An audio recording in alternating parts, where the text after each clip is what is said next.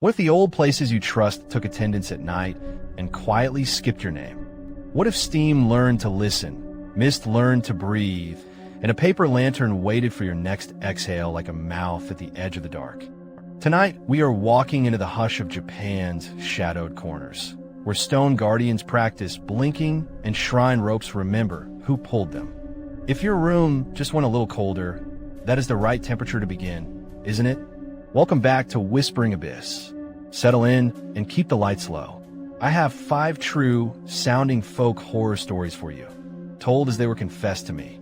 From a silent onsen under a crimson moon to a field path where the fog stands like a person, every stop tonight hides a choice you cannot undo. Listen for numbers that do not belong, names that slip off the page, and small objects that refuse to behave. If any of these show up around you while you listen, do not look straight at them. Look just beside. Before we start, here is your small part in this. Which of these 5 will creep under your skin the deepest, and why? Tell me in the comments. Your pick helps other night owls find their way here. If you feel the breath of something standing just behind you by the end, tap like so I know you made it through. Ready?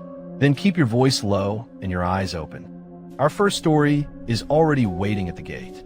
Story 1. The night the Komainu blinked, the stone lion at the gate blinked, and I only noticed because the second eyelid did not lift as fast as the first, like a lizard inside rock deciding if it should wake up at all, which is a stupid thing to notice unless you have been staring too long in the dark, right? I had taken the graveyard shift at the hill shrine because my grandmother asked with that small smile that means there is no polite way to refuse. She said the priest's nephew had fallen ill and someone should sit the night during Obon cleanup. I told myself it was easy money and family duty. I told myself I would read, keep the lanterns going, and watch the gate until the sun pulled the roofs to red again. The air was all pine and old paper and the kind of cold that lives in stone even in summer. Night insects threaded the trees.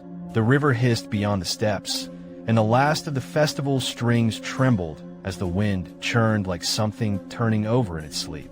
I set my thermos beside the offertory box and try not to look at the Komainu, the twin lion dogs, because they make faces at the edge of vision when you're tired.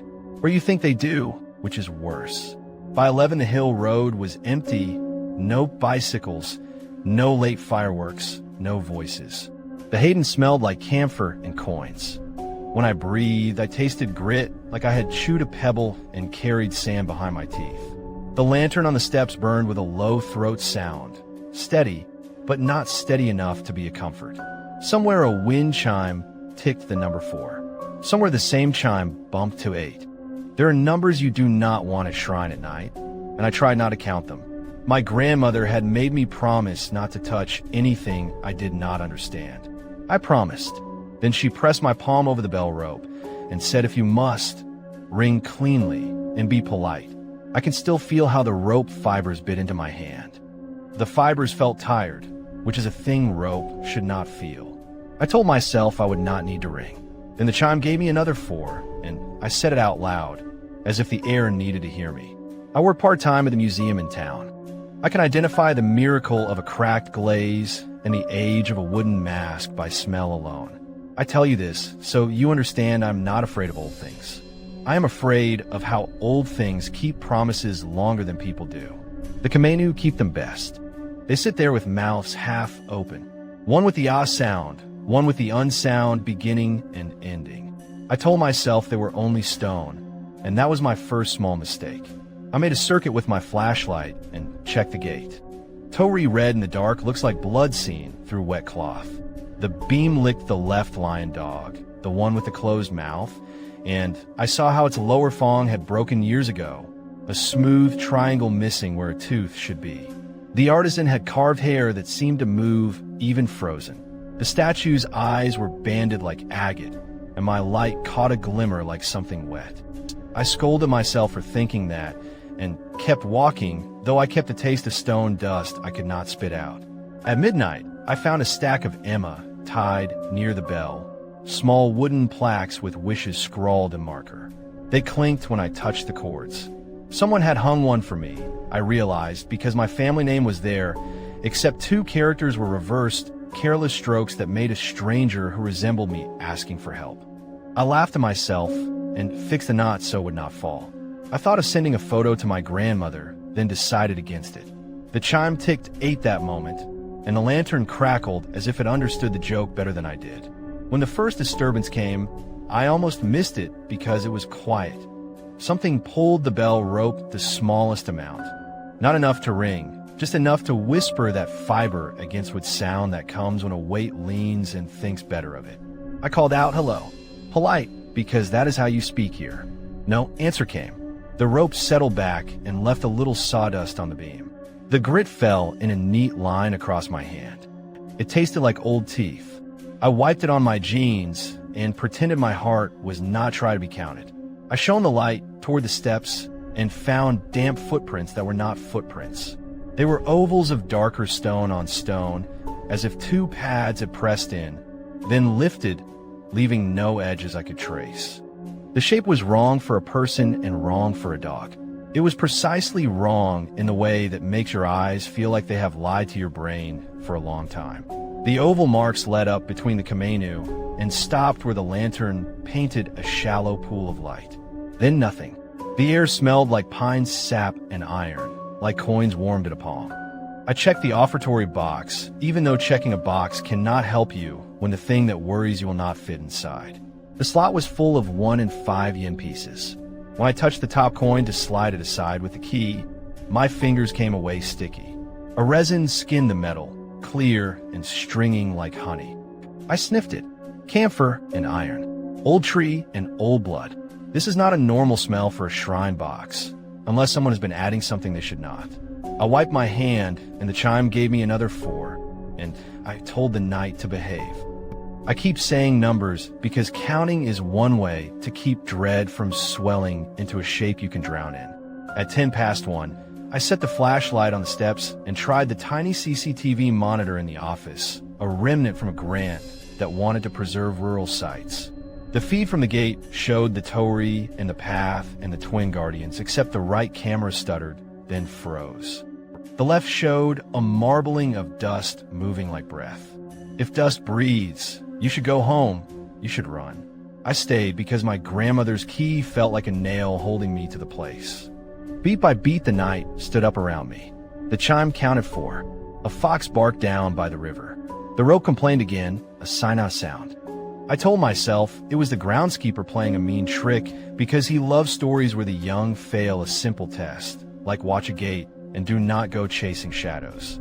I walked back to the Komainu and touched the left one's paw, as if that could prove something. The stone was colder than the air. My hand came away, dusted white. Under my fingers, the edge of that missing Fong's gap felt like a mouth that had forgotten where to stop. At 1:40, my phone vibrated and a voicemail popped up from my grandmother. I played it on speaker without thinking because the chime had just hit 8 and the pairing made the hair on my arm stand. Her voice was small and winded, the way it gets when she climbs our stairs. She said my name, except she did not. She said the name from the Emma plaque, the one with the characters swapped, and told me to go home. She told me to lock the back door and not to speak to anyone until morning. I wanted to call back and tell her she had misnamed me, which is a small thing, but I did not. At 2, the positions of the Komainu were wrong. I will be careful here because your mind will trick you in the dark, and if I had not had the earlier detail burned in, I might have forgiven myself for getting turned around. The left statue was always the closed mouth, and the right was the open mouth. Now the open mouth was on the left, and the closed was on the right, as if they had swapped jobs while I blinked grit out of my eyelashes. The lantern flame leaned hard and would not straighten. The wind chime hit 4, and then nothing for a long time. I laughed, which sounded bad in the empty yard, like an apology. I told myself I had circled the platform the wrong way and gotten lost in my own small orbit. I walked around the Hayden again for proof, like a pilot looking for landmarks that never moved until tonight. The offertory box clinked. Coins slid as if a weight had bumped the side.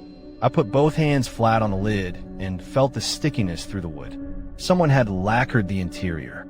I remembered the stories of bait and boundary, the way you draw a line that something cannot cross, where you smear a scent that calls it closer. I realized I did not know which ritual I was standing inside. At 2:20, the office lights died, and the CCTV blinked out like a fish closing an eye. I stepped back into the yard, and the lantern guttered as if it considered leaving me. The stars above the trees went silver and empty, and I understood how truly alone the hill was. The road would not carry sound this high until morning delivery. I checked my phone and saw bars slipping away until it said emergency calls only. The wind chime bumped once, not a full note, just a breath of one. I held the thermos and realized my hand was shaking, which made the coins in my pocket tap. I decided to be brave. That is the sentence we use when we run out of other sentences. I took the bell rope and tugged it cleanly 3 times the way my grandmother taught me when I was small. The Suzu bell answered from the eaves, a dry, hollow sound like a seed with a rattle inside. The rope felt thin in one place, frayed where it looped over the beam. I told myself that maintenance could wait until morning. Then the rope gave a little, threads sighing like hair, pulled the wrong way. I stepped back and the chime finally hit 8 again, which felt like a door closing. The first real movement came at 2:40. A shadow slid where no shadow should be. The left Komainu lifted its paw an inch, the smallest unreasonable thing, and set it back with a grainy kiss of stone on stone. I did not scream because my breath went somewhere I could not reach. I told myself it was a trick of the lantern. I told myself I needed sleep. The oval marks appeared again on the step between them, 2 and 2, like pads touching down. I said hello a second time and forgot to be polite. The chime gave me 4, like it was counting me down to something I did not want. I tried the office again and found the emergency battery dead, which is impossible because I had tested it at 11. The grant paperwork does not allow batteries to die in the night. On the wall, a framed black and white photo caught my light. The shrine 70 years ago. The Komainu in the photo faced inward toward the Hayden, not outward to the gate. I had never noticed that. The note beneath in faded brush said guardians return to watch the worshiper when the worshiper is not watching. I told myself it was a caption from a festival play, the kind of thing you stage for tourists. Then I set the photo down because the frame rattled in my hands though there was no breeze. At 3, the groundskeeper's flashlight appeared at the bottom of the steps, and I felt every cord inside me loosen. He swung the beam up at his own face like a fool and grinned. I waved and called down. He did not answer, which he would, because he is not actually cruel. I called again. The light climbed the steps without a body behind it, like a hand had set the torch on a moving stair no one else could see. The chime rattled 8 notes, clear and perfect, and the beam stopped between the Komainu and went out. The dark came back all at once. I told the night I understood the joke, and it did not laugh with me. That was when the isolation settled into its chair. The road was gone. The office was gone. The phone had become a mirror that showed a pale face I did not wish to know. My grandmother's voicemail sat in my ear like a pebble. Go home, she had said, but to someone who was not me. It occurred to me that maybe the shrine does not protect strangers. It occurred to me the miswritten Emma had not been a small mistake. I found it where I had straightened the knot and held it like an admission slip to a place that would not honor it. The handwriting looked close, like a forgery made by a loving hand. I weighed 2 choices and understood neither would send me back to my bed. I could leave the gate, walk down the steps without bowing, and break my grandmother's word, which would echo longer than this night. Or I could follow the old rule for when the guardians stir. Step between them and ring cleanly. Never look away. You can pass if you do not blink. Both choices felt like the same road. The rope's frayed spot looked thinner, threads stretched and sticky from sap, like someone had lacquered even the fibers. I wondered if the sap smelled like blood to stone. I chose to ring, which trapped me where the air is always cold no matter the season. I stepped between the Komainu and set my feet on the darker ovals. The lantern hummed and went smaller, a single lit of light. I stared at the left guardian's agate eye. I allowed the grit to burn in my blinking muscles and decided that I could keep them open. The rope rasped under my palm. I pulled once. The bell spoke. The chime did not. I pulled again, and the rope thinned and muttered a warning. It would snap on the 3rd if I did not pull clean. You expect a roar. What came was a breath. The stone lion breathed a mouthful of cold grit into my face. The taste went straight to the places where a child hides. Tears lit the edges of my vision, the way tears do when you refuse to blink. The right guardian's half-open mouth crept wider, not by motion, but by understanding. The oval marks under my shoes pressed up like paws increasing weight. I pulled the rope for the third time, and it came away in my hand with a sound like hair breaking. The bell did not speak. I held rope in silence and the space where a sound should be. The red herring of the night died in that silence. It was not the groundskeeper. It was not a fox cleverness. It was not sleep paralysis or the prank of a cousin hiding in the trees. The proof was the weight. Stone has a weight you cannot fake. The platform groaned, a wood beam answering a pressure it had forgotten. I slid the broken rope through my fist and heard coins move in the box. The sticky resin pulled threads free and strung them like sugar. The smell was sweet and iron at once. Somewhere a clock I could not see began measuring the night in 4 and 8. I realized my name problem then, with the clarity that only terror can write. I had rung as a stranger. The shrine did not know me. The protection did not know where to land. I made the error of trying to fix it with speech. I said my full name, the proper order, the courtyard version, the way you say at festivals when you offer thanks. The left guardian's eyelids slid half down like it understood and did not care. I said my nickname from school. The right one breathed again, cold grit across my lips like a warning not meant for me. I remember a thing my grandmother had said when I was too small to keep because I did not know I would need it. When you are in trouble, call the name you only used in her kitchen, the one she had given me that belonged inside our walls. I did not want to use it because it lives in a place you do not share, and because speaking it would make this all too real. The chime ticked 4.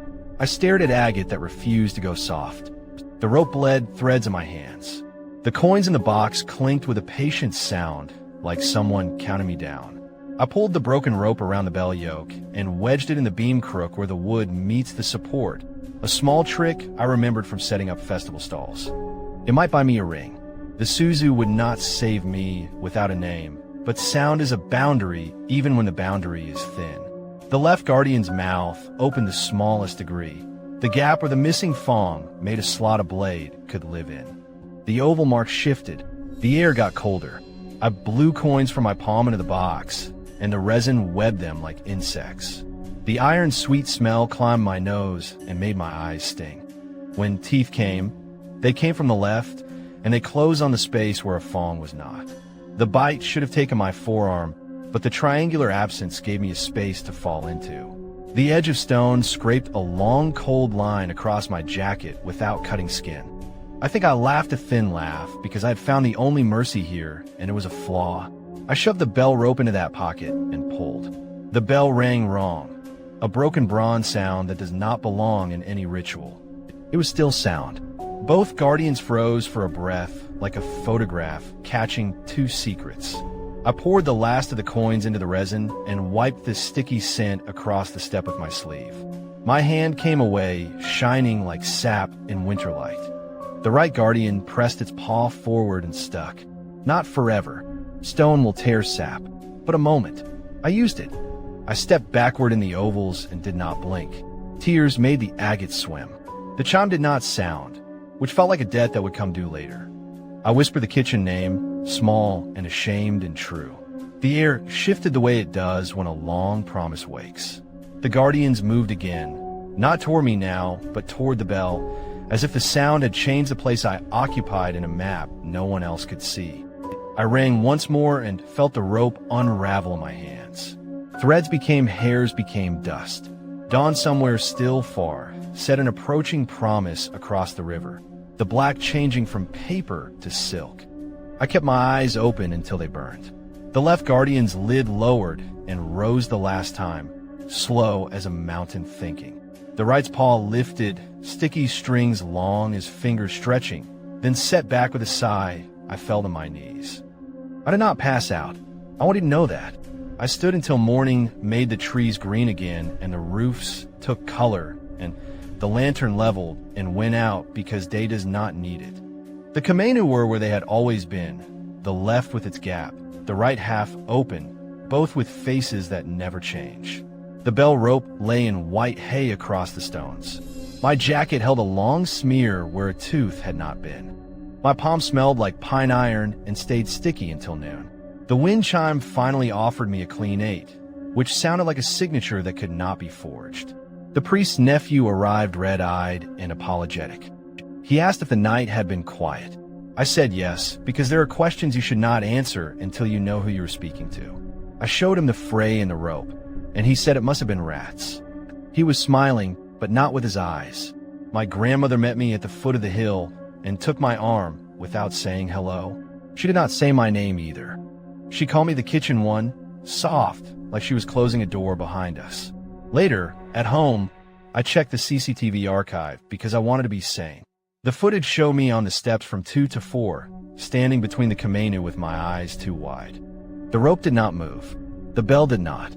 The oval marks did not exist on the screen. A moth crossed the lens at 3:30 and left a smear that looked like a blink. When I scrubbed through to dawn, the only thing that changed was the light.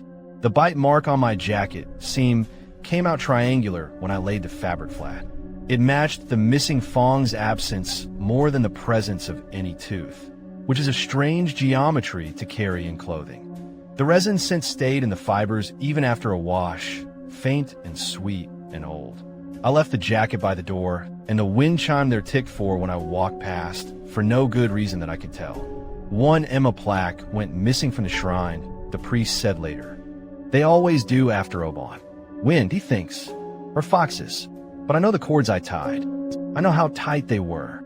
The one with my name spelled wrong had to choose a direction to fall, and I cannot tell you which way it went. Sometimes at night, I taste grit without eating and wake up with sand in the corner of my mouth like a small gift from stone. Sometimes I see the left guardian's eyelid half closed where my memory ends, as if it got tired and chose to sleep with one eye open. If you ever take a night watch at a place that promises to keep watch for you, practice the name only one person says when no one is listening. Sometimes the old things keep their promises longer than you keep yours. Sometimes they wait for you to say who you are, and sometimes they decide for you. Tell me, if you have a wind chime that counts in 4s and 8s, has it ever gone quiet right when you needed sound? Story 2. Crimson Moon of the Silent Onsen, the first thing that felt wrong was the quiet steam, the way the vapor breathed out of the water without a sound, as if the bath had learned to inhale and hold it. And I remember thinking, if a place can hold its breath, what does it wait to hear from you? I booked the Mountain Inn because it was famous for silence. That is how the brochure put it. The Silent Onsen. Natural hot spring, cedar beams, a rock pool under pines. No karaoke, no tour buses, no televisions after dark. She wanted a clean weekend before moving abroad for work, and I wanted to prove I could be a normal cousin who shows up and smiles. My job in the city had a cliff edge waiting if I missed another deadline. So I brought my laptop and told myself I would write at night while she slept, which is not how it went at all. We reached the inn at dusk, when the sky went the color of a bruised peach and river mist stitched the road. The hostess bowed and gave us cotton yukata printed with pale cranes. The air smelled like sulfur and orange.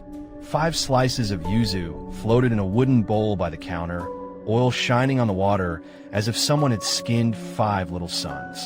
A bamboo shirshorodoshi leaned over a stone basin near the entrance, but it did not tilt or knock. The sign by the sandals said silence hours, 1 to 3 in the morning. The kanji for quiet looked a little odd, like a rope pulled too tight. In the changing room, we folded our clothes and slipped into warm stone air. The copper mirror above the stools had a hairline crack that cut exactly where a mouth would be if you were sitting there, which is the sort of detail you decide not to care about. Aya laughed when she saw herself. She tied her hair with a red string the hostess offered and told me I should wear one too, so we would match. I tucked mine in a pocket. My hair is short.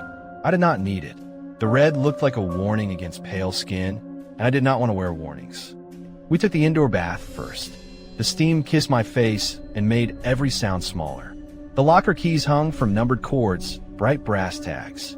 Number 8 lay in a wooden bucket under the shelf, tag turned sideways and looking like a lazy infinity. It must have fallen. I fished it out and set it on the bench. Aya splashed me, and I told her not to waste the good heat, which made her roll her eyes. Outside, a red moon was climbing through branches like a coin being lifted out of a purse, slow and careful, which should be pretty and not dangerous. The first wrong sound was no sound. The Shurshur Odoshi beyond the screen should knock once when the bamboo fills and empties. I counted a minute and heard nothing. 2 minutes. Nothing. The quiet felt like someone holding a glass against the door, listening.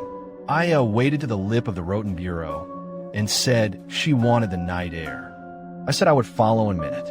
I'm always 1 minute behind, and it always matters more than you think, does it not? Alone at the washing stool, I watched the copper mirror fog. My face smeared with steam. The crack fell across my mouth. When I wiped the glass with the towel, the line remained. So thin it could have been a hair, so exact it could have been a rule. A low sign was hung near the door with a gentle scold about silence hours. I read it again. The kana for Shizuka had a stroke wrong, like someone meant to write shiburu to bind, and my brain tried to correct it and would not. I decided to show Aya later and joke about haunted proofreading. I stepped into the outdoor pool, and the steam swallowed my words. The red moon threw a perfect coin into the water, rippling. No baksan, no wind moved the cedar fronds. Aya's head rested back on the stone, eyes closed. 5 yuzu peels drifted in a ring, casting yellow schemes of light on her collarbones. I said her name, and the water drank it. The inner ear buzz you get when a rune goes too quiet pressed against my jaw. If you have felt that, you know how it makes your body behave like a guest in someone else's house. At midnight, the hostess visited with a tray of salt and more peels. She smiled with her mouth closed and told us to enjoy the Roten Bureau under the red moon, but to please observe silence hours from 1 to 3. Her accent was from the valley. She set a wooden bucket by the steps and left the locker key number 8 inside, as if she had found it and meant to return it later. The Shurshur Odoshi did not knock. My laptop waited on the futon like a polite task. Aya kissed my cheek and said, "Do not write tonight, just soak and sleep." I said we would see. We never do. Something circled the pool at 12:40. The ring of yuzu peels drifted toward Aya and touched her shoulder like 5 small suns wanting warmth. I reached to pull them away, and a film of oil coated my fingers, citrus over sulfur, clean and metallic, and it made me think of a coin left in tea. Aya did not open her eyes. I held my breath to listen and heard only my own heart moving water. The bamboo fountain did not knock, and that was when I noticed the mouth of it was stuffed with a sliver of cedar, a tiny wedge keeping it from tipping, which is not an accident you find in a famous onsen, is it? Beat 1 began at 1 o'clock when the lantern outside went from gold to red like a blood vessel had burst behind its paper. The hostess slid open the screen, bowed, and pressed 1 finger to her lips to remind us. She looked at me, not Aya, as if she already knew who would fail the rule. The sign on the wall was plain. During silence hours, do not speak. Do not hum. Do not name. My skin prickled at the last line, because who writes do not name unless names go somewhere they should not? I nodded, and Aya nodded, and the hostess slid the door shut, leaving the Shurshur Odoshi frozen against the moon. At 1:15, Aya mouthed a question. She wanted to know if we should sneak to the ravine bath, the little pool beyond the lantern path the brochure promised to only the brave. I shook my head, and she smiled, which means she was going. She lifted herself from the water, red string dark on her wrist, and stepped across the stones with water falling like shawls from her. She did not make sound. Her feet were so careful she could have been made for this place. She paused, looked back at me, and touched her lips as if to blow a kiss, except it was only the motion with no breath behind it, which is a hard thing to watch. I waited 2 minutes and then left the pool because I am a bad watcher. The hall felt longer than before. The cedar boards ran and ran, lanterns repeating. The locker key number 8 sat in the bucket where the hostess had left it. I picked it up. The metal was colder than my wet hand. When I tucked it in my yukata sleeve and walked, the corridor swallowed itself into the next, and I reached the same knot of cedar again. The same knot, the same lantern stain, the same little crack in the paper. I turned around and tried the other way. The knot greeted me again as if it had waited. Beat 2 began with the copper mirror. I opened the door to the indoor bath to orient myself. Mirrors help. They tell you where you are.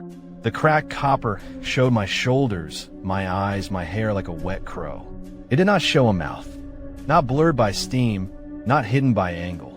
The crack ran through a smooth emptiness where speech should be. I pressed my fingers to my lips to be sure I had them. The glass showed nothing to replace them. Behind me, in the mirror, a figure moved across the edge of the frame. Hostess, I thought, and turned. No one stood there. The steam breathed and held it. I wrote on the rule sign with my finger, traced the wrong stroke. The kana looked like bind again. I said Aya's name in my head, which is safe, you think, but the pool water under the door made a small sucking sound, as if someone had spoken underwater and a mouth you could not see had opened to drink what I had not said aloud. My chest went tight, and I told myself jokes about travel blogs and haunted typography.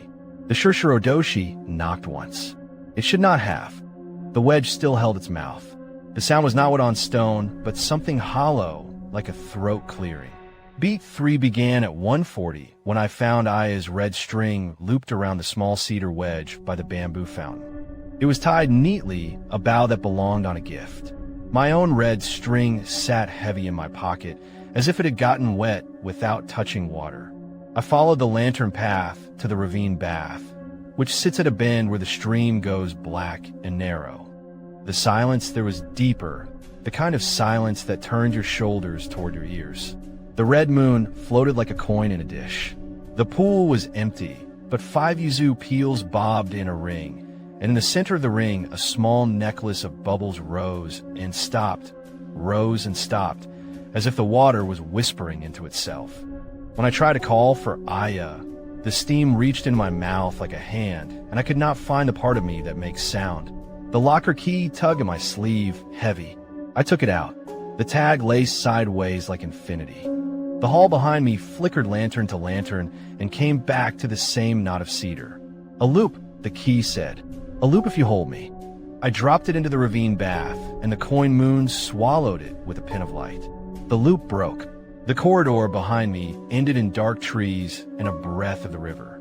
I could go after her or go back for help, and only one of those was not a betrayal. The isolation arrived the way a draft arrives in a closed room. I walked back to the indoor bath to find the hostess and met no one, because the inn is not large when you want company and enormous when you do not. The room with the futons had become a gallery of luggage with tags I did not recognize, some old, some new, a lineup of going home that had not gone. My laptop bag rested on my folded yuka, safe, and a nasty part of my brain reminded me about the Monday deadline, as if a spreadsheet could save a voice. I looked out at the garden and saw footprints in gravel leading to nowhere, which is the kind of thing you step back from without knowing why. I tried my phone and the clock app said 1:59. The minute refused to change. The battery icon froze.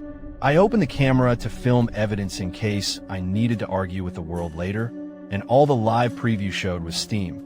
Thick white breath. I wiped the lens. Steam again. I turned on a microphone and tried to speak, and the waveform drew a flat river, nothing rising from it. I am the kind of person who thinks about warranties at the wrong moment. The thought that my phone would not record made me feel strangely naked, like being heard was a kind of clothing. In the washing room, a laminated placard was taped inside a cupboard. It listed 5 general rules. Remove dirt. Rinse soap before entering. Keep hair tied. Observe silence hours. Return what you borrow. The last rule had a little drawing of a key on a red cord.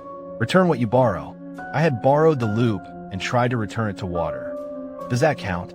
The Shushurodoshi knocked twice and the sound ran on my spine. 2 knocks, and I felt 2 syllables get light in my chest, as if they had been taken on tiptoe. They were my name. My name felt thinner, and the mirror agreed. The revelation came veiled like a good hostess. I walked the back corridor to the service door and found shelves of towels and stacked cedar buckets. The hostess stood there, plain as a winter morning, both hands around a bowl of salt. She did not startle. She dipped her fingers and sprinkled the threshold. Her mouth did not open. She looked past me, to the red moon, to the coin in the bath. She bowed, and I understood that she did not speak during silence hours because she could not. Her tongue moved under her teeth like a fish and made no sound. The onsen had taken her voice the way it takes scale from stone. I thought then that the staff were part of a ritual and that we were tourists with our fingers stuck in it. That is an easy misdirection at old places. We think the people are the mechanism. The real thing is older. The hostess set the bowl down and raised her hands as if to show me she had nothing to give but this small help. She touched my pocket. The red string warmed my fingers. She pantomimed tying it. She pressed her palm to her throat. Her eyes said please. She had been trying to save us with red thread and sign and salt. I tied the string around my wrist and felt a weight lift, the way you feel suddenly that your body belongs only to you. At 2:15, the Shurshurdoshi knocked 3 times, slow and hollow, and I knew, the way you know when a lift cable groans, that each knock counted a thing taken. There were other guests here tonight. 5 Yuzu peels. The ring. We had been part of a number without knowing. The copper mirror breathed a fog and cleared. In it, behind my shoulder, faces without mouths turned slowly toward the baths, haloed by steam. Point of no return is a phrase we use to make panic sound like a choice. The ravine bath, called like a well, calls a thrown coin. I could go back and hold Aya's hand and wait in silence to see if dawn gives voices back. Or I could make the wrong sound and bring the thing that eats it. The rule said do not name. I wanted to shout Aya's name so the trees would remember it. I chose wrong. I always do when it matters. I pulled the string loose with my teeth and opened my mouth to shout into the red coin water. The instant I spoke, the steam climbed into me like a second set of lungs and pressed down. The word emerged as a hiss no one could hear. The Shurshurdoshi knocked 4, then 5. With each hollow clack, a syllable thinned, then broke. I do not know a name could be eaten in pieces like that. I stumbled into the ravine bath because if it was going to take my voice, it might as well take my body where Aya had gone. The water was hotter than it should be. The red moon lay in it like a test. The 5 Yuzu peels bumped my ribs one after another, as if counting me in. The climax began under the red disc. The water thickened around my knees and then felt like hands under my calves, not tugging, not kind, just confirming where I was. The Shurshurdoshi ticked like a metronome learned on someone's throat. The hostess's salt ring glittered at the edge of my vision, and I thought about the wrong kana, bind, and how the rule had been binding from the start, binding speech to debt between 1 and 3.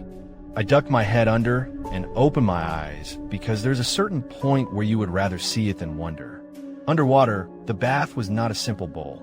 It stepped down old, a shape carved by feet and knees and time.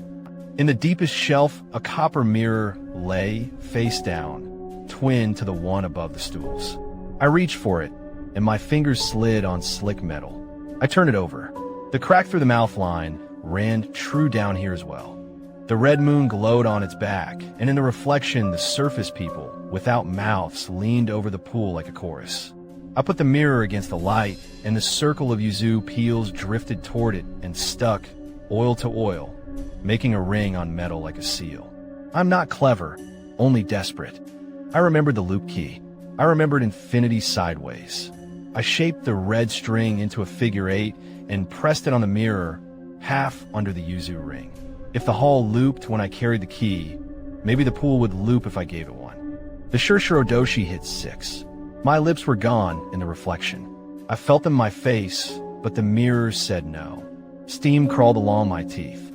I imagined Aya standing in a pocket of the loop and not knowing which way was out. I lifted the mirror just enough to tilt the red coin moon across my chest. The light bent like poured lacquer. The faces in the glass turned. Some of them had hair wet to their shoulders like Aya's. Some had old-fashioned top knots. When the red light crossed the ring of Yuzu, the peels shivered and slid free, breaking the circle, and the water around my calves released the smallest amount, like someone relenting.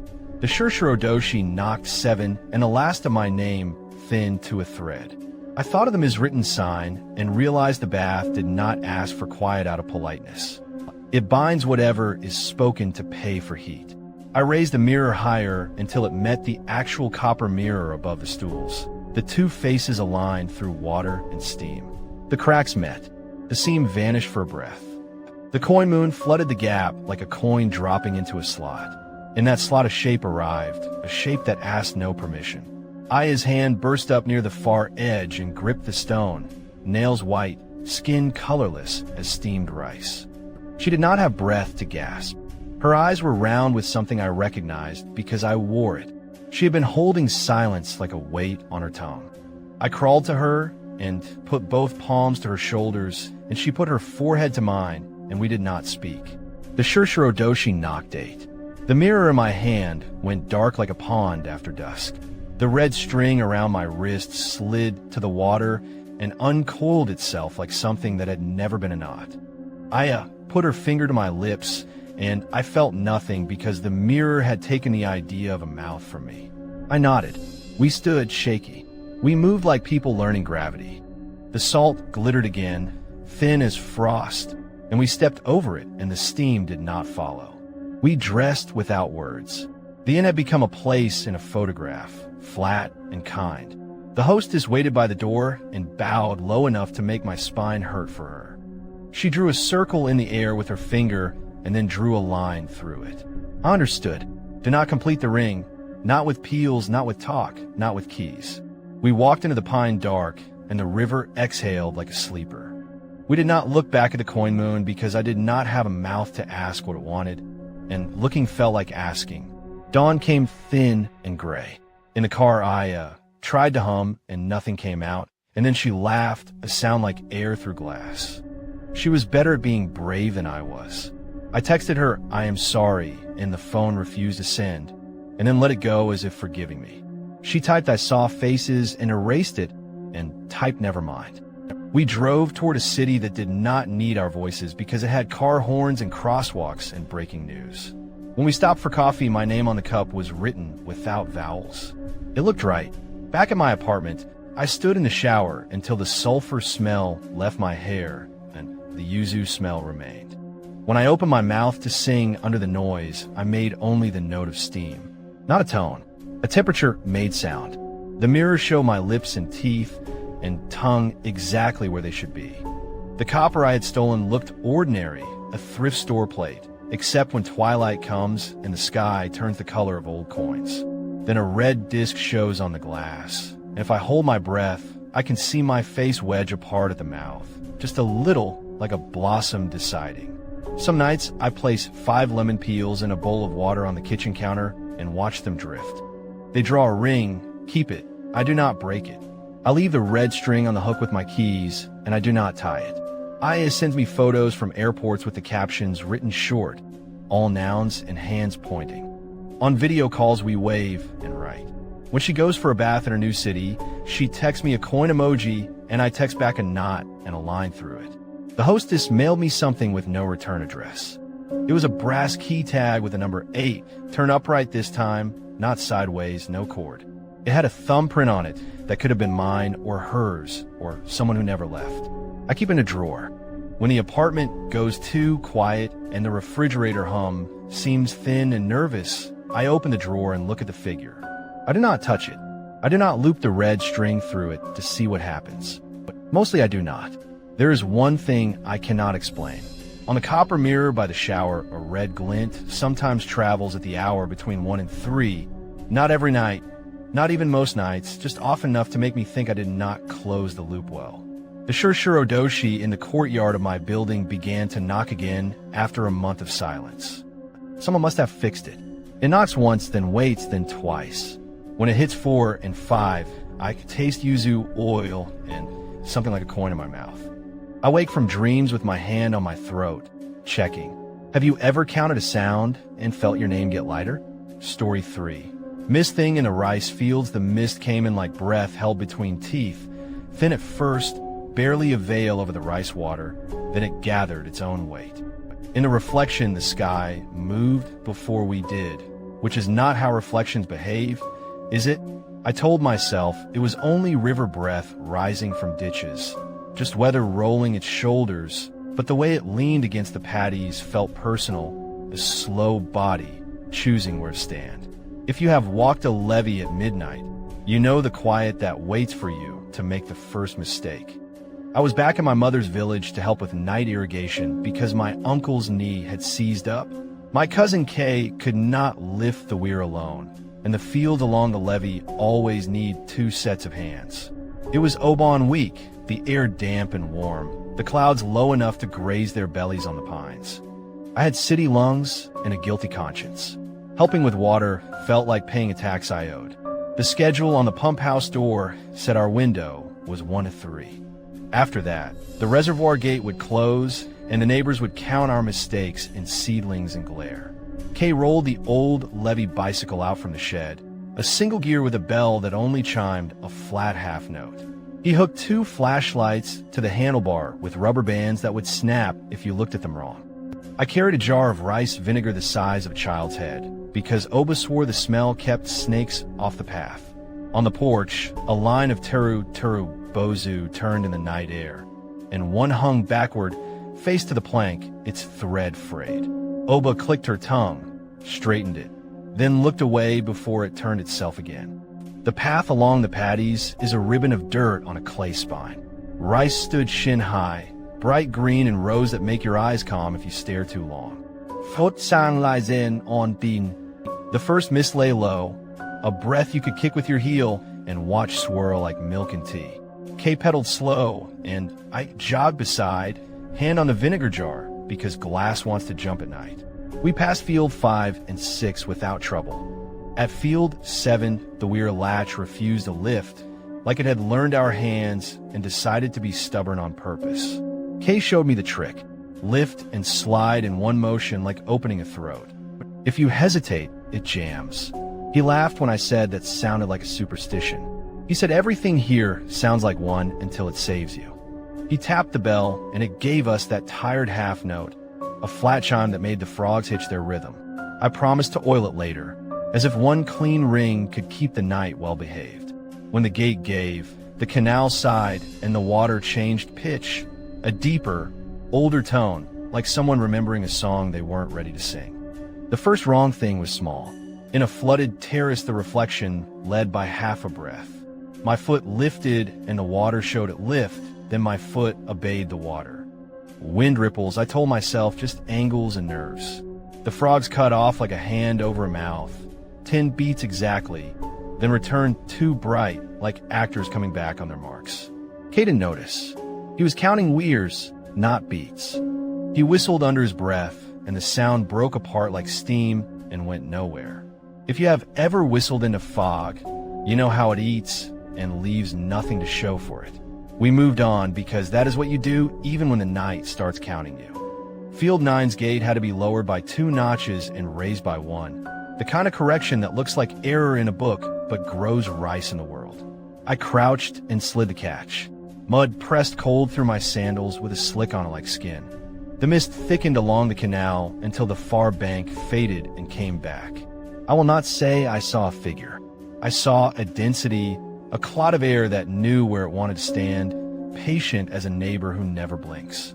At the pump house by the bend, we always take 5 minutes. There's a tin chair that wobbles and a yellow light that should bite moths and never does. Another vinegar jar waited on the step where Oba must have left it. The smell snapped sharp in my nose, bright against the thick earth stink of the fields.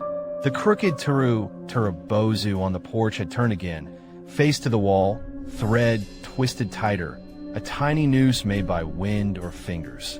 I reached to fix it and left it. Hands on charms at night felt like a bet I could not win. By 1:20 the mist moved with purpose.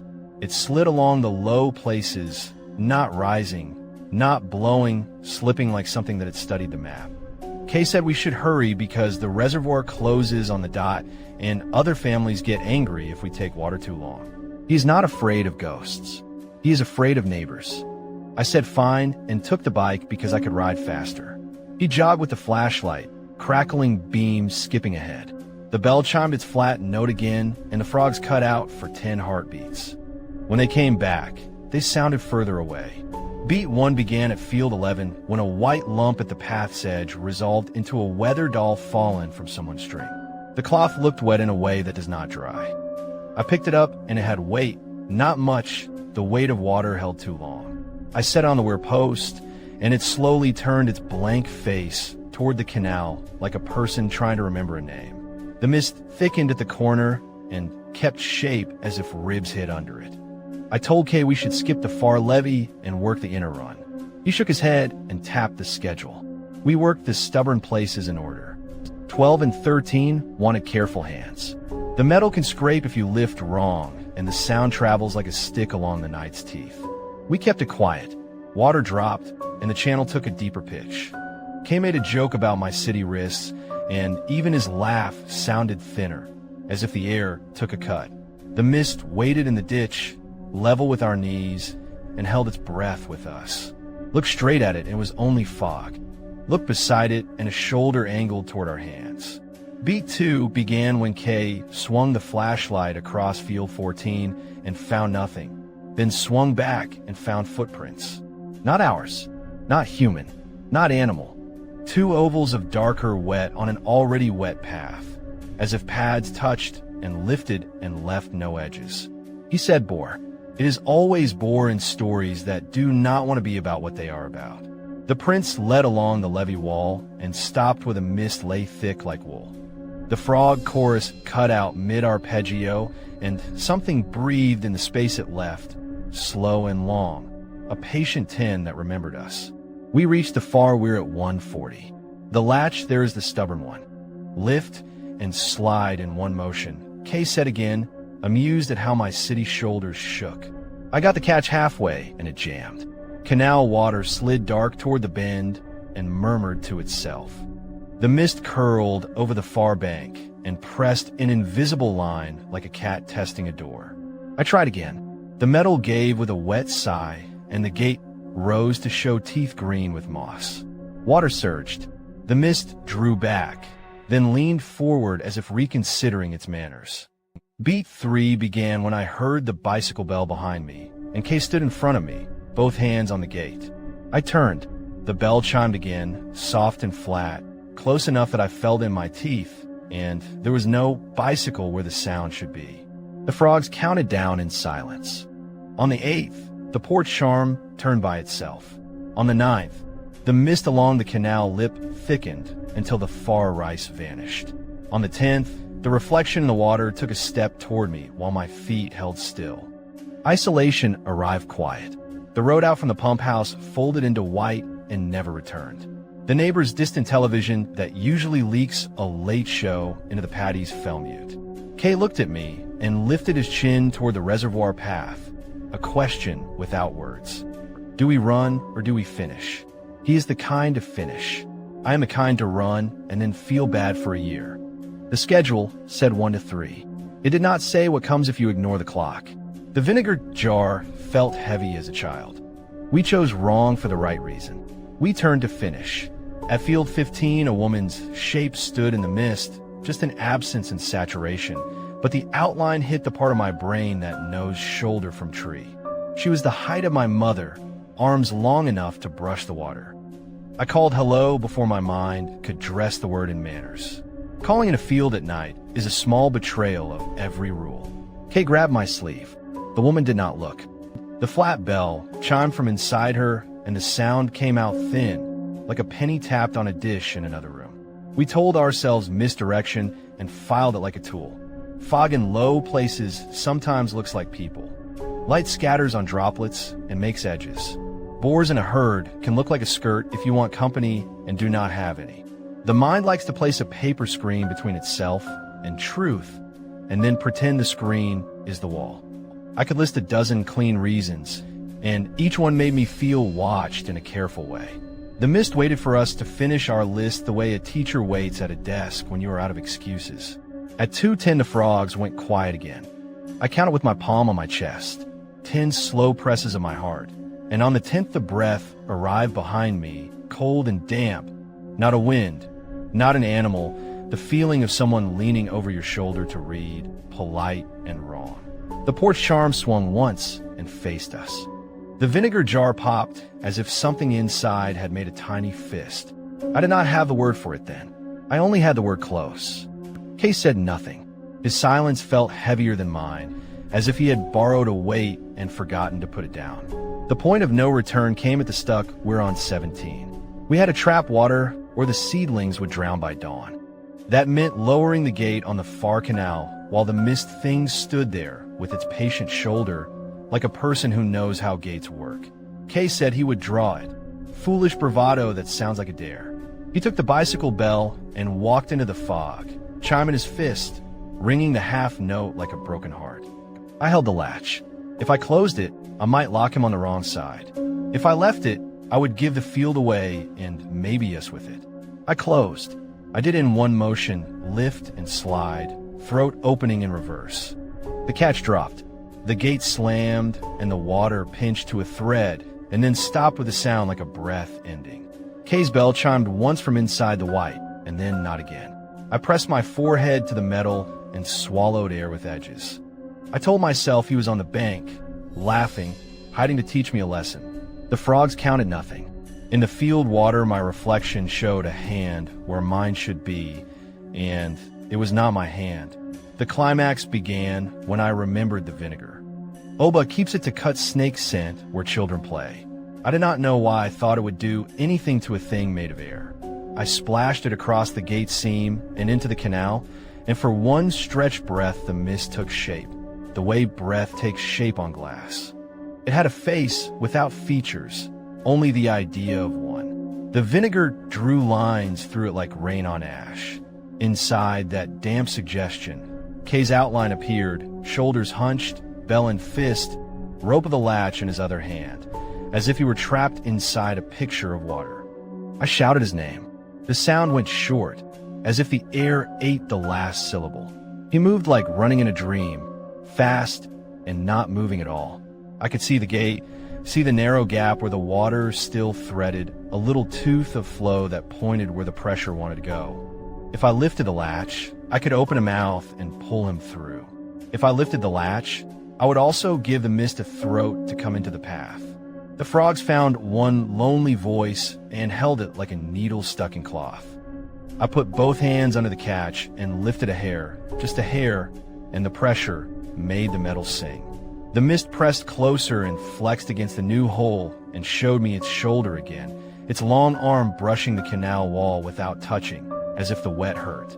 I lowered the latch and the song stopped. Kay rang the bell flat once, a child's plea wrapped in metal, and then I saw his hand, the scar by the knuckle from when we were kids, pressed white against the seam. I made a choice, and I think it was the kind our family would forgive if they knew the shape of the night. I slid my fingers through the gate teeth and found his hand, cold as river glass. The mist shivered like a tethered horse. His grip slid. The frogs tried to sing and could not. The porch charm's thread snapped, and the little white head fell into the dark. I thought I lost him. Then the bicycle bell rang by my ear, not from his hand, from mine. The half note shivered through my bones and showed me how sound can be a rope. I rang it. I rang it into the mist, the tired flat chime that all night had sounded like failure. It cut through like a wooden sword that still knows how to bruise. Kay's hand tightened and slid into mine, and he came through like a man being born, choking on air, face pale as a cloud that wants to be a person. We fell backward together. The vinegar jar rolled and smashed on the path, and the smell jumped into the night with both feet. The mist recoiled and held where the sour lay. Like a shy animal at a fence of citrus it refused to cross. We ran. I do not remember standing. One moment the gate was under my palms, and the next we were at the pump house with its light that never attracts moths. Kay leaned on the door frame and coughed up nothing, a dry cough that sounds like pretending. The fallen charm sat on the step, face up to the eaves, blank as a bowl. I felt the water in the fields settle to their levels, the way a house stops talking when the last guest leaves. I listened for frogs and heard them rearrange themselves, first brave, then louder, then full, like a town remembering its name. The fallout arrived in small pieces. We reset the latch at 17 and watched the water hold like a promise. We checked the book and wrote the line that said all gates returned, pressure normal, as if the night had been a shift and not a test. Kay touched his throat like he had carried something there and left it behind. He did not speak. I did, too fast, city words knocking into each other like loose nails. He smiled and shook his head and patted my shoulder as if to say we did not need to tell this part to anyone who had never counted a frog's 10. At home, Oba was waiting on the porch. The crooked charm sat in her lap. She had fixed the thread with white cotton and tied a new knot that sat fat and sure.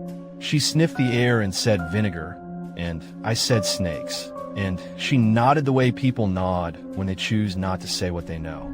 She hung the doll back up, and it faced the fields without turning its back again. Inside, she wrapped Kay's hand where the scar had split, and the cloth smelled like wet straw and citrus and a little metal from the pump. Sometimes in the morning, I find a damp line on the pump house step, a shape like a sleeve dragged through dew. Sometimes the bicycle bell rings its half note when no wind moves it, and the frogs cut out just once in neat 10 and then come back bold. Okay, and I do not ride the levee after midnight, unless we must. When we must, we carry vinegar and keep our names inside our teeth. I cleaned the bell and oiled it, and it still sounds tired, which is fine. Tired can still be a warning. Tired can still be a rope. If you ever find yourself on a field road with the mist, deciding where to stand, count the silence. It will tell you how close the night wants to be. Do not look straight at what you think you see. Look beside it and decide which gate you can afford to close.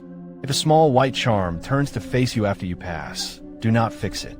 Let it tell you which way the weather is going. And if you smell vinegar when you have not cooked, go home. The frogs will sing you the rest if you listen between the beats. Story 4. The shrine that forgot my name. Now, we move to the 4th story. If you're still with me, a quick tap on light keeps the lantern lit. The shrine forgot my name on the night. I tried to do the right thing. I noticed when the wind pushed the prayer boards and the one that should have carried me did not swing. What if a place that raised you looks and sees nobody? What if you speak and the air writes a blank? Names make a roof. When a roof goes missing, weather walks in and waits on the threshold. I went up the stone steps after closing my shop because the priest had called my grandmother and my grandmother had called me. There had been vandalism after the festival. A string of Emma had been tossed into the bamboo grove. They wanted careful hands to gather and dry them. I owed the priest for quiet favors, the sort that keep neighbors kind. I carried twine, rice paper, and a thermos of barley tea. The humid night smelled like ink, mildew, and the iron breath of coins. My sandals clicked on wet stone like chopsticks, careful and small. At the first landing, the Komainu sat with their jaws set the way old guardians do. I bowed and tried not to think about last year's rumor that one blinked in a storm. I passed beneath the torii and felt the skin prick many shrines give, a polite warning at the threshold. Crows muttered in the pines. The Hayden lantern burned low, a wick almost out. A water clock inside the Hondan ticked, drip by drip, an old contraption that marks the night watches. It was not supposed to be running in summer.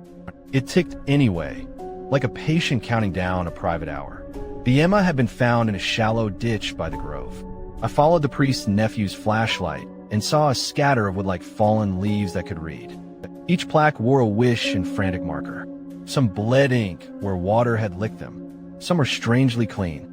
I knelt, laid cloth, and began setting them out. The 4th I lifted carried my family name in a hand like mine, except 2 characters were reversed. The core bit my finger. My grandmother's given name was written fine. Mine looked close, almost affectionate, and wrong enough to lose me. Seed 1 went quiet into the ledger that night. A miswritten name, close enough to remind, wrong enough to slip. I set it aside to correct later. Seed 2 clinked in my pocket. Old coins for the offertory box smelled like ink and wet paper, as if lacquered with library air. Seed 3 hung from the bell rope above the Hayden. 3 blue threads frayed near the top beam, the only color in the tired braid. Seed 4 waited in the storehouse, a fox mask with a crack through its grin. A red herring, I told myself, smiling back. The priest was away blessing a newborn. The nephew said, so it was only the 2 of us among paper and wood. We worked in silence. He lined a rescued Emma along the veranda to dry.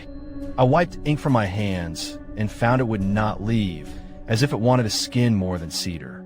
The wind chime by the torii clattered 8, then fell dead still. The water clock dripped, and the sound seemed to come from inside my ear. We promised to finish before the second watch. Promises feel strong until the minute they are tested. I took the miswritten plaque to the office to copy the strokes properly. The registry book lay open to the page where families who maintain the ground sign after festival nights. The column for my house had a neat stamp. An ink pad waited with its lid off. I signed the way I always signed, careful, exact. The ink sank into rice paper and stayed pale like old tea. I pressed harder and the paper wrinkled. When I lifted my hand, my name looked separate, like a sticker not pressed flat. The nephew told me to sign again. That was the first disturbance with teeth. The office air had a draft and no open window. The Emma cord swung without wind. From the door, I saw the Komainu in their places, except the left looked a heartbeat more toward the office than toward the path. I blinked and the angle was normal again. I said my name to the empty room to laugh at myself. The sound fell short, lazy, like someone who will not carry a grocery bag to the counter. The water clock ticked an extra drip, too quick for a clock that believes in patience. I carried the corrected plaque to the veranda to swap with the bad one. The nephew held up 3 Emma and asked which belonged where. His hands shook like he was cold, though the humidity felt like soup. When he spoke my grandmother's name, the wind took it and lifted it. When he spoke mine, the air did nothing. The 3 blue threads on the bell rope lifted and fell like little fish fighting a net. I said it was late and we should be quick. He nodded and went to fetch twine. His sandals made no sound on cedar. A voice from the path greeted us. The groundskeeper, I thought, because who else would be up here after midnight? A lantern moved between the pines and stopped by the stone basin. The figure held the light too high, throwing the lower face into shadow, which is sometimes polite. I called a soft welcome and bowed. The lantern did not sway. The figure did not answer. The nephew whispered that the groundskeeper was at his wife's bedside in town. The water clock answered with 2 quick drops, like someone hurrying a story along. We worked faster. The Emma returned to their cords. The office smell thickened like a wet book by a weak fan. Each time I reached for the offertory box, the coins in my pocket stuck together as if the ink on them were fresh and eager. The fox mask in the storehouse watched through the door gap, red mouth cracked like a half-word. I told the nephew to bring oil for the bell rope so we could ring thanks. He went for it, shaking, and did not return with a can. Something else had his attention. I found him by the torii, staring at the lantern on the path. He said my name twice, wrong both times, and did not hear himself. He pointed at the figure, who had not moved, just held the light like an instruction. We listened. The trees had the held breath of an audience.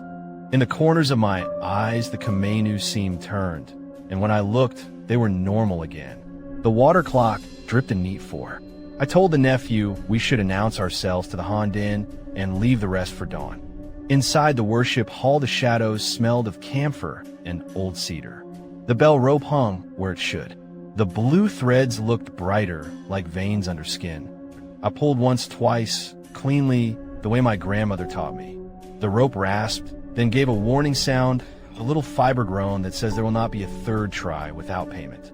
I leaned my forehead to the lintel and thanked the shrine for letting us put wrong things back. The air cooled the sweat on my neck.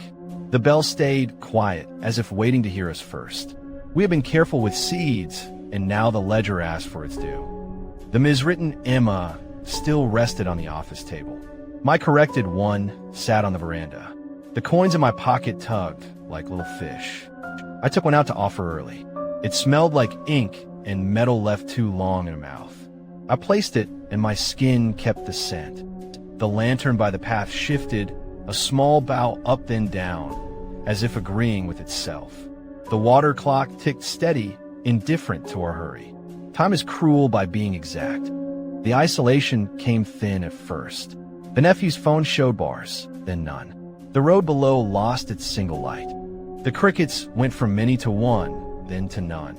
We were not in danger. Not yet. We were in between.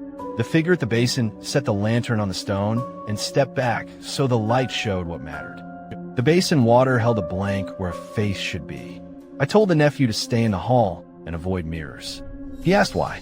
I said because words stick to glass, and tonight glass felt hungry, In the office, the registry book had turned a page. My grandmother's name sat clean under the family seal. Mine had slid down the column by an invisible wet thumb. The strokes drifted like a river had taken them apart and not put them back. I pressed my stamp again. The paper accepted the red and then blushed it into pink. I wrote my name slowly, thinking of the schoolroom where I learned it, chalk dust on knuckles, the teacher's metronome tapping. Each stroke looked right and felt loose, as if my hand and the paper had not been introduced.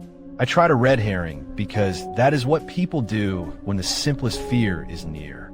I told myself a kitsune had borrowed the groundskeeper's lantern and mixed us for a prank. I went to the storehouse and lifted the cracked fox mask by its ties. The paint flaked like old lacquer. The inside smelled like dust and faint dried sweat. I carried it to the basin, bowed to the figure, and asked politely if this was the trick. The lantern burned like a moon inside paper. The mask answered only with its dumb smile. The misdirection died without drama. The lantern belonged to the path, not to an animal. The forgetting belonged to the shrine, not to a toy. I set the mask on the step and felt my stomach drop the way it does when an elevator stalls. The water clock ticked faster, not a drip, but a count, as if someone had lifted the float. The blue threads on the rope trembled. I saw the choice and already hated it. If the shrine did not know me, either accept it or ask from inside its name box. There is an inner door, painted a red that drinks firelight, that opens only for the priest and those he invites. The paper posted there says, "Do not enter without purification." I have never been invited. That night, the paper fluttered as if a breath went through from inside. The nephew said my name wrong a third time and asked if we should go. I told him no and yes at once. He did not move. The lantern by the basin burned lower. The Komainu felt closer without taking a step I could see. Point of no return is a phrase you say to dress panic like a plan. I slid the inner door. The hinges made no sound. The Onsen smelled like rain and cedar chests. The water clock sat in a corner, a wooden frame, a pot, and a thin spout that measured night by patience. Drops fell quicker, almost steady. On the low altar, a lacquered box held folded papers bound with strips of blue thread, the same color as the rope veins. It was the name ledger. I knew it from childhood, glimpsed once when the priest thought I slept. I did not unfold any paper. I set my hand on the lid and said who I was, full name, childhood name, the kitchen nickname my grandmother uses. The sound left my mouth and came back different, not an echo, a copy with one letter rubbed away. The blue thread around the ledger tugged my skin through the lid, a polite bite. Behind me, the nephew shuffled like a child, trying not to cry. He said my grandmother's name, and the air lifted it. He said mine, and the air put it down. The difference felt like a trap, closing. The climax began when the water clock reached a pour, and the drip became a line. The Onsen air cooled, quarter cold. I took one blue thread from the ledger box, the smallest, and tied it around my finger. I walked to the bell rope and twisted the frayed blue veins into the braid. I was borrowing, not taking, and I said it like a promise. Then I pulled once clean. The bell spoke from the eaves. At the basin, the lantern dipped in answer, as if we had finally used the right word. The figure at the basin bowed toward the sound. The office lamp went black. The Komainu faced inward, and I knew it not from seeing, but from the way my back felt watched. The ledger box under my palm warmed, and I understood the twist. The shrine had not forgotten me by accident. It had forgotten me because I was written wrong and then written again without respect. A place that holds names keeps order. I had moved 2 files without asking. Orders dislike hands that help the wrong way. The clock water thinned again, mercy on a hinge. I made the second choice fast, like running downhill. I took the miswritten plaque from the office and placed it on the altar, wrong as it was. I set the corrected one in my sleeve. I opened my palm over the offertory box and fed all the sticky coins at once. Ink bloomed and the air tasted like wet paper. I pressed the blue thread on my finger to the ledger lid and said my names again in my grandmother's order. I told the room I would accept the spelling the house used, if the house would accept me back. The immediate consequence came like a draft from a tunnel. The lantern by the path went out, and the figure vanished, not by moving, but by no longer being the subject. The Komainu took their old positions, as if tired. The bell rope stopped humming. The delayed echo began at my wrist. The blue thread tightened and then slipped off by itself, neat as if cut. In the Onsen, the water line thinned to drops. The ledger box settled like a cat. I felt my name sit down in the room. It did not feel proud. It felt placed safer. We did not sleep. We waited on the veranda, though the air stayed thick. At dawn, the priest came up the steps, jacket over his shoulders, eyes old with a night that takes 2 days to leave. He listened without interruption. He did not scold me for sliding the inner door. He did not praise me. He went inside, straightened the bell rope, patted the ledger box as if checking a sleeping child, and poured the water clock back to its mark. He wrote a note. Pages adjusted, gratitude offered. Then he made us tea we did not finish. A week later, the city office mailed me a notice about our registry. A clerk had misfiled a document last year and corrected it. My grandmother laughed and cried when she opened it. The notice smelled like hallway dust and toner. I folded it into my house ledger like a returned letter. Since then, when I pass the shrine, the wind lifts only the boards that carry her name. Mine stay still unless I put my hand to them. When I do, the blue threads on the bell rope tremble, as if remembering is a task for rope and skin. There's one thing I cannot dissolve. On quiet nights, a blank appears in the basin where a face should be, and the lantern outside my shop lowers itself, like a bow. When I sign receipts, the first stroke tries to slip. I fix it and thank the ledger in my head. If you find a place that looks at you and sees a stranger, speak the name used in a kitchen while tea steamed. Names make a roof. If the roof shivers, stand in the doorway and listen for the clock. What is it counting for you tonight? Sometimes, near dawn, a faint blue thread presses against my wrist where no string sits, a small pressure like a finger checking my pulse, and the wind raises only one board on the rack, the one that should carry me, as if asking me to answer again. I wait. Story 5. The paper lantern that would not die. Total word count. 2,600 words. The lantern died when I pinched the wick, and then it breathed, and then it bloomed back to life with my own exhale, as if the paper skin had learned my lungs. And if that sounded impossible, tell me why the flame kept waiting for my breath like a mouth waiting to be fed? I was covering the night watch at a rural station where the track disappears into a short mountain tunnel. The typhoon warnings had flickered all day, then softened as the eye wandered off like a tired dog, and the dispatcher said we would keep the last freight. My sister had texted me a photo from her hospital shift, grinning, a little wire crane bracelet looped on her wrist and mine. I told her I would bring Onajiri to her at dawn. The platform smelled like damp cedar and kerosene. The office heater ticked, bored and old. The station kept a paper Chochin lantern for outages, a red belly stamped with the characters for safe passage. It hung above the timetable in a wooden bracket that drank dust and never complained. I made rounds with a flashlight that ate its own light and checked the bucket line. The cistern tasted like coins through the air and carried a film that tilted rainbows under the beam. The fire drum's skin sagged. The windsock lay down like a sleeping eel. After midnight, the hills held their breath.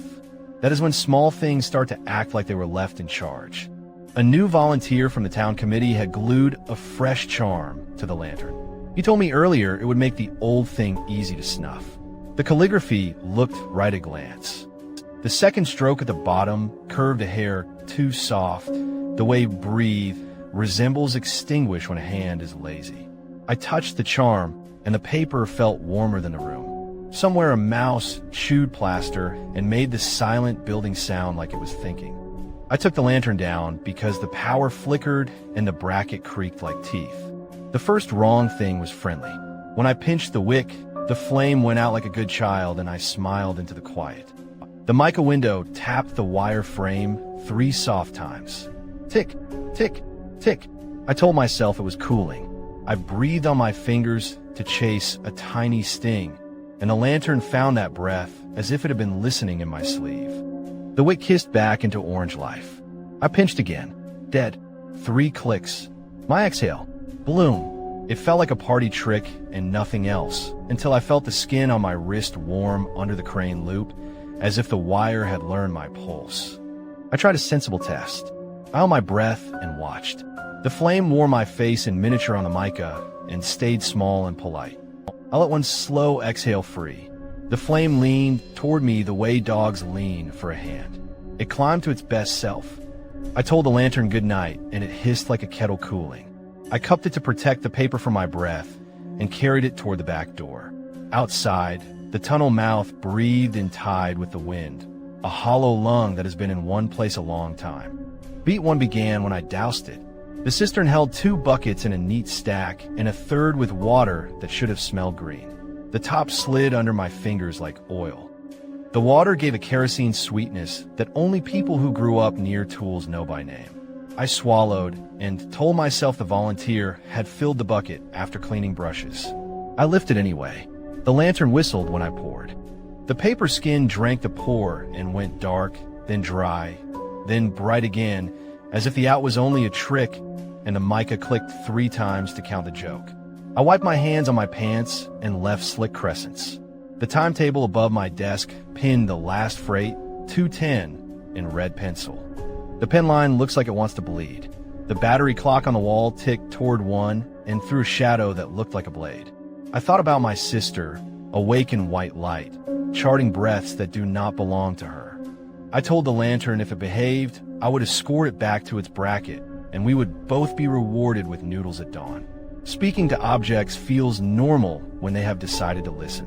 Beat 2 began when the mica clicked and the office heater died with a soft sigh. The fluorescent tube buzzed twice, then surrendered. The station turned into paper and shadow in the span of a blink. I stood with a live red belly in my hand, oil smell rising, and felt a ridiculous relief. We are grateful for any voice when a room goes empty. I try to open a window for fresh air, and the latch stuck the way it only sticks when you're holding light that does not wish to be argued with. Outside, the tunnel exhaled a noise like a tired man getting up from a chair. I called the dispatcher from the desk phone because my cell loved only the hills by day. The line gave me a hummingbird hum and ate my words. In the silence, I could hear my breath moving the flame.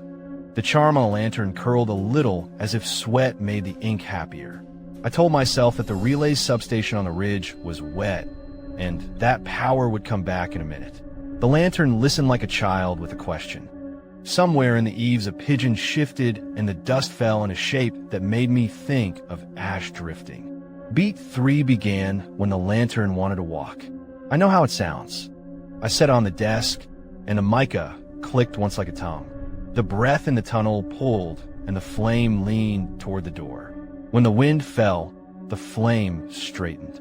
When the wind drew, it bowed. I lifted it, and the charm brushed my wrist and felt a little warm. The timetable trembled. The red circle around 2:10 looked like a mouth. If I stayed, that circle would arrive whether or not the lantern obeyed. If I moved, the tunnel would choose the pace. Isolation arrived with small facts. Radios without reply. An office that is all window and paper. A tunnel that counts for you. The cistern water that should be safe smelling wrong. The fire drum that could call neighbors sagging like an old lung that does not love to sing. The platform lights along the line winked dead in order like a game the hills know. I heard the freight far off, a stone roll sound, heavy and resigned. The wind sock under the eaves twitched and laid down again. I had the smallest job possible. Carry light. Do not let it choose you. I tried a red herring to make the feeling less true. I decided a bored teenager had pranked the cistern and cut the breaker, and that any minute he would laugh from behind the ticket window and tell me to stop making faces. I walked the platform to show myself I was bigger than my own heart. The lantern turned my jacket into a rust color I did not know it owned. When I breathed toward the tracks, the flame leaned over the rail and admired the tunnel, which is when I stopped kidding myself. The Chochin wanted to walk through a mouth that eats loud things. Revelation can arrive without thunder. I read the charm again in the lantern's own light. The calligraphy was wrong by a hair. You only see if your grandmother used to correct your strokes with the back of your hand. It did not say extinguish. It said breathe. In a way, A small bend turned stop fire into stop breath. I felt the wire crane at my wrist warm, as if it had been listening to the same joke. The mica clicked 3 times, courteous as a knock, and the wick waited. The tunnel exhaled a cool breath that lifted my bangs off my forehead. The point of no return sat at the platform edge and looked like a choice. Stay inside the office and fight the thing until power returned, risking a relight that would eat paper and then wall and then timbers. Or walk the lantern through the tunnel and set it at the far shrine niche where the rail crews leave sake on New Year, hoping the place that loves names would hold it until morning. The timetable's red mouth said 2:10, and I could hear the freight moving like thought through trees. I chose to walk because my sister's dawn text sat like a promise in my pocket. I told the lantern we would behave. I cupped it to keep my breath from feeding it and stepped onto the track as if that were a normal thing a night watch does. The ballast underfoot made a sound that feels like someone else stepping with you. The tunnel ate the station and gave me back only the lantern sound, a soft oil lick and the tiny talk the paper makes when it warms. Water bled from the ceiling in threads and stitched the air cold. I fixed my eyes on the mica window. If it clicked 3 times, I would not breathe, no matter what my body wanted. I did not reach the center before the freight arrived. The wind came before the sound, and then the world became a rolling steel apartment building with a heartbeat. I flattened against the service recess and hugged the lantern to my chest and pressed my lips together tight. The mica clicked once, twice, 3. The flame paused for me like a lover, which is a bad simile unless you have held a light that wants to be your shadow. The freight's wind sucked my jacket open and wanted air. I gave it none. My chest hurt like a held confession. When the last car passed, the tunnel exhaled, and I broke and took one shivering breath. The lantern lifted its chin and relit, faithful, polite, as if it had been waiting to be fed by name. I laughed a sound that did not deserve to be laughter, and it fed that too. Ash fell around my boots in flakes like a tiny snow of burned handwriting. I walked. In a lantern light, the service niche at the far mouth showed the small stone plaque where a foreman had carved 6 names after a cave-in before the war. I did not say any of them. I put the lantern down and tried to back away without breathing toward it. The shrine niche had sake cups and a faded cloth charm, sun bleach pail. The lantern sat like it had found its seat after a long day. I tested it. I leaked a small exhale from my teeth. The flame leaned and smiled and grew. I held my breath, and it grew less lonely, but not less bright. The mica clicked 3 times, gentle and irritating, like a clock that reminds without caring. I needed to bind the breath it stole. I thought of the wire crane, looped like a small promise and bent for play. I twisted the little crane, opened the loop, and slid it into the wick where the charm met the waiting fiber. The wire took heat like a loyal idiot. I pinched again and watched. Dead. 3 clicks. The mica waited for my mistake. I let my breath out sideways along the stone to cheat, and the flame hunted, but did not find. It nudged the wire and frowned and stayed a thin ember, stubborn, a child in the doorway at bedtime. I thought I had one. I thought I could leave it looking almost asleep and pick it up at dawn with a story ready to be funny. The tunnel did something living things do when they want to tell you they're not done. It breathed back, not wind, a pressure that slid down the stone like a large hand. The lantern found that breath, or that breath found it. The ember remembered its manners and stood up. The charm on its belly trembled. The ash on the ballast rose and settled like agreed. I almost swore, then remembered swearing is also breath. The wire crane glowed a soft red, not hot enough to hurt, just hot enough to warn that this was an argument and not a murder. I lifted the lantern with the wire still binding it and carried it into the open night on the far side, where the bamboo clacked like bones that love weather. The small roadside shrine there had a roof that never leaks. I set the lantern under it and took a step back. The wind changed. The flame tested my distance like a dog learning the yard. The mica clicked one. I caught it. I looked away and stared at the red circle on my phone where I had taken a photo of the timetable earlier, a habit. 2:10 blinked in the screen glare like an eye that knows it is being watched. I told the lantern a thing I had not said out loud in years.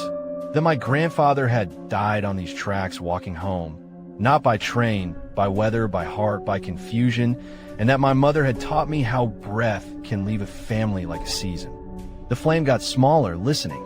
I told it my sister's middle name, because she lets me, and the wire cooled the smallest amount. I pressed the charm flat with my thumb, so the wrong stroke lined up with the right for once in its short life. I said the word extinguished like a prayer, and then did not breathe at all. The lantern died like a candle in church. Softer than a trick, softer than a sneeze. No complant. The mica stayed quiet, shy. The paper belly sighed and drew a circle of night into itself, like a sleeping lung. I waited for 3 clicks. I waited for anything. I counted to 50 in the dry way you count when you use the swim laps. The tunnel breathed once and did not reach me. The ash around my boots settled and did not rise. I did not trust it. I wanted to trust it with all of the child part of me, but I kept my mouth closed. I took the wire crane out gently. The wick kept its new shape, pinched where the loop had trained it. I turned the lantern so the charm faced the shrine, and then stepped backward along the ballast without letting my body act like a bellows. At the tunnel mouth, I looked back and waited for the 3 clicks, because patterns want what they want. The bamboo knocked like wooden voices arguing about weather. The mica held its tongue. The lantern stayed a black seed. I did not breathe toward it. I breathed into my collar, which is not noble, but honest. I walked the track back through the tunnel as the last of the freight's smell climbed the stone like an invisible plant. The station lights guttered back to life in a tired opinion of morning. The heater woke and coughed. The phone line shook itself thin and then rang from the dispatcher who wanted to confirm a passage.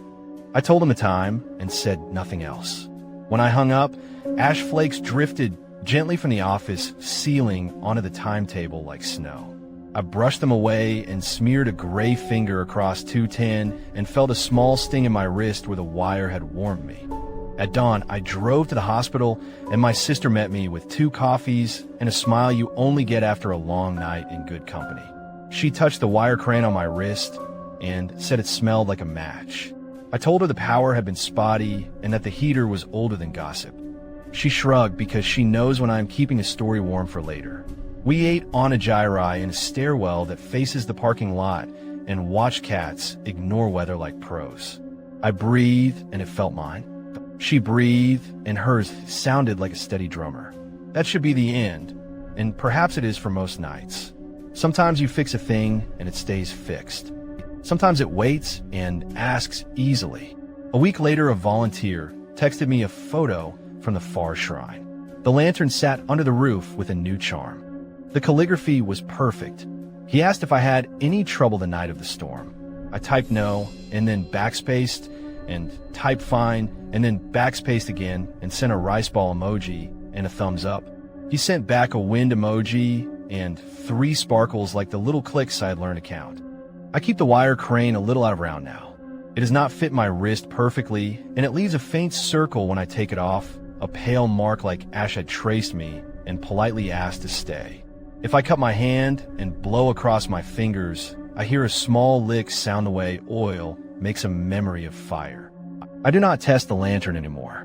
I do not test breath when breath is busy. On some nights, when the timetable's page turns in the office in a small draft, 3 gray flecks drift down and melt on the red circle like tiny snow. If you ever breathe and something nearby answers, count to 3 and hold it, then ask what the room wants. It is not always flame. Sometimes it only wants a name to go with your exhale. Sometimes the tunnel breathes back and then goes quiet, and the quiet is the kind that stays. And that brings us to the end of tonight's journey. 5 tales pulled from the deep well of Japanese folk horror, where names can be misplaced, mist can learn to breathe, and even a paper lantern can outlive its own fire. If you stayed with me through the night, thank you for walking these paths. Which of the stories unsettled you the most? Was it the Komainu who blinked, the onsen that swallowed voices, the mist in the rice fields, the shrine that misplaced a name, or the lantern that would not stay dead? Let me know in the comments. I read everyone. If you found yourself leaning closer to the dark while listening, a like helps this channel reach more night owls who enjoy the same quiet terror. And if you want more stories like these, consider subscribing so you don't miss the next descent into shadows. For now, rest easy if you can. And remember, sometimes it isn't the ghost you see that follows you home, but the silence that walks in after it. Good night.